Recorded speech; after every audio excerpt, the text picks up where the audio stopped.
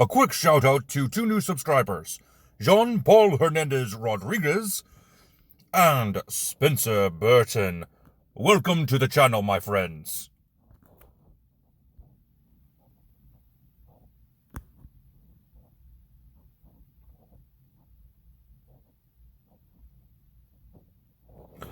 Greetings, my dear viewers. It is I, Drahon, back once again with another Dungeons & Dragons character conversion, a part of the Fallen God series, and the end of Chapter 1 of this series. Today we are taking a look at the Goddess of Darkness and Loss, the creator of the Shadow Weave, Shar.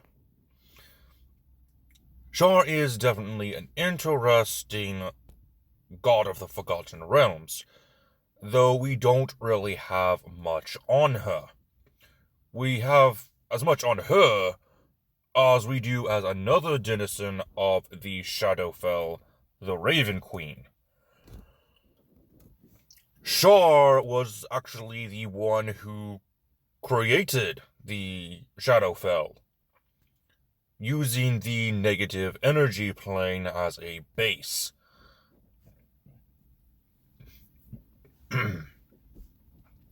So we do have a good amount of stuff to go off of. And actually, I was hoping to be able to use a Hexblade Warlock as one of the classes.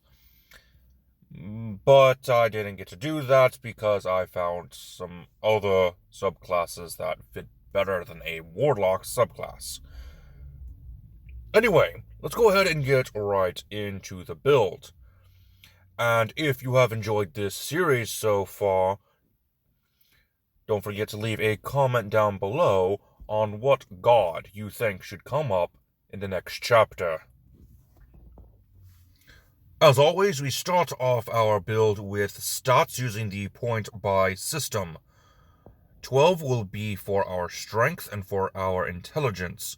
Constitution is our lowest stat at a 10. Dexterity and wisdom are going to be 13, and our highest stat is charisma at 14.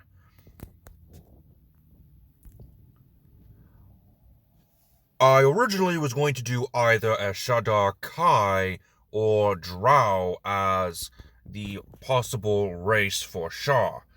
One, because Shar created the Shadowfell, which is where the Shadar-Kai reside. And two, she and one of the drow gods, a name I can't remember how to pronounce, but it's Loth's son, are partners. And any of his followers will go to Shar if he ends up dying, since they both have the portfolio of shadow magic. So, since there's not really a middle ground, and Shar's sister has a human avatar, we're just going to go ahead and go with custom lineage for this build, which will give us a +2 to one of our stats. We're going to go with wisdom. We get a speed for 30 feet, 60 foot of dark vision, or a skill. If we go with the skill, we're going to grab perception. And I'll explain why we're going with either or for this video. Now we also get a feat, and I want Shadow Touched. And we're going to use charisma for it, so +1 to our charisma modifier. Charisma stat. And we'll get 2 spells, one being invisibility, and one being from either necromancy or illusion schools. It has to be a level 1 spell, so we're going with inflict wounds. Next is the background, and we will always be using the background from Compendium of True Evil, the Expropriated One, the evil version of the folk hero background. It'll give us the proficiencies in Persuasion and Arcana, as well as Cartographer's Tools and Weaver's Tools. We also get the feature known as Name Drop. Now, if your Dungeon Master does not care for this bit of homebrew, then I would recommend getting the Sage background, which will give you proficiencies in Arcana, History, and 2 languages of your choice. You will also get the feature known as Researcher. Now, for class, we are starting off with Cleric. And there are 3 different options to choose from. Starting off, first off, is going to be our spellcasting, which uses our Wisdom modifier. For skills, grab Insights and Religion. For our Divine Domains, you can go to the Complete Devout Handbook to grab the Darkness Domain, which will give you the domain spells of Arms of Adar and Cause Fear. You'll get Umbral Vision, and if you choose Dark Vision for custom Lineage, you will get an increase in your Dark Vision by 30 feet, effectively having 90 foot of Dark Vision. You'll also get Tendril of Darkness. Now, there is another Darkness domain in the Kobold Press's Midgard Heroes Handbook. This particular Darkness domain gives you the domain spells Shadow Armor and Sleep. You also get Creature of Darkness, which automatically gives you Dark Vision, and you also get proficiency in Deception. Now, if your Dungeon Master does not like either of those options, then I might want to suggest the Death domain, since Shar is also known as the goddess of loss. And according to the books, either the Player's Handbook or the Dungeon Master's Guide, one of the portfolios for Shar is death. So, yeah, we're going by the books on this one. The Death Domain Cleric gives you the domain spells of False Life and Ray of Sickness, and you also get the feature known as Reaper. Now for a multi-class. We're going to multi-class into Sorcerer, the spellcasting of which will be used in Charisma. And your origin is going to be Shadow Magic, which gives you the Eyes of Darkness feature, which gives you Dark Vision of 120 feet. And you also get Strength of the Grave. Now, Kobold Press has their own Shadow Magic Sorcerer origin, the Shadow Bloodline, which gives you the Taint of Shadow feature and the Evil Eye feature.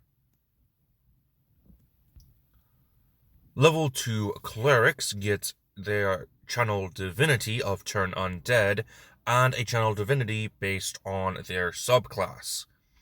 For the Death Domain Cleric, that is Touch of Death.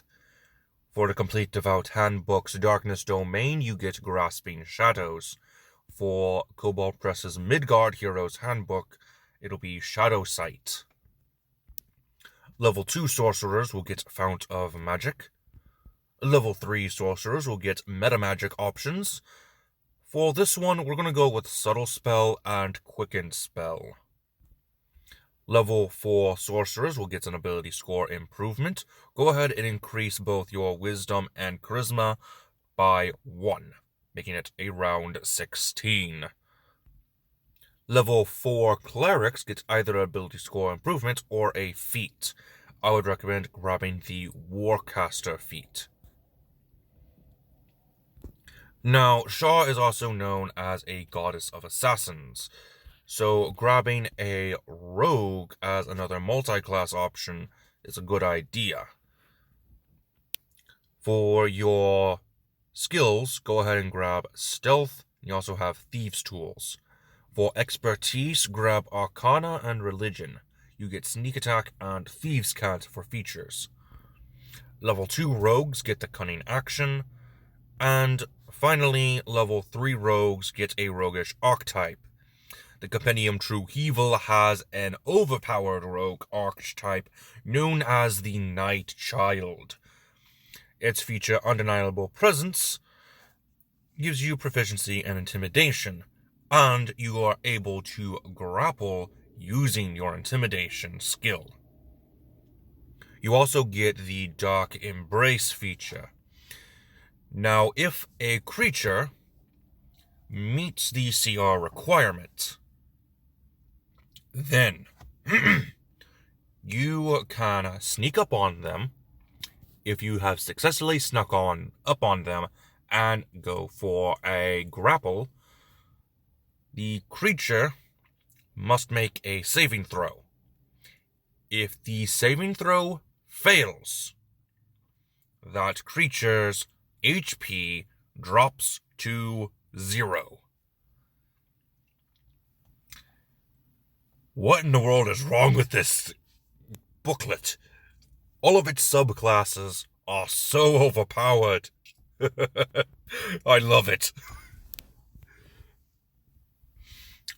Anyway, like I said before with the background, if your Dungeon Master does not like homebrew, then I am going to have to recommend the Assassin for your roguish archetype, which gives you bonus proficiencies in the Disguise Kit and Poisoner's Kit, as well as the feature Assassinate, which will give you some extra damage on your sneak attack.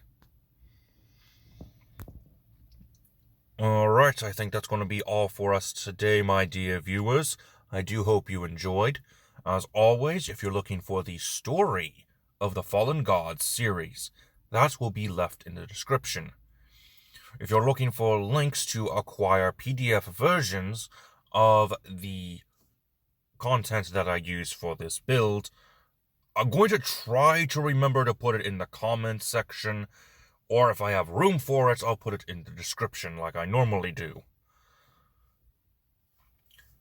If you're looking for some smaller builds, may I interest you in my Discord server, where I have builds such as the Wolves of Wolfsrain and Marceline the Vampire Queen from Adventure Time. Until next time, my dear viewers, this has been Drehon, and I am offline.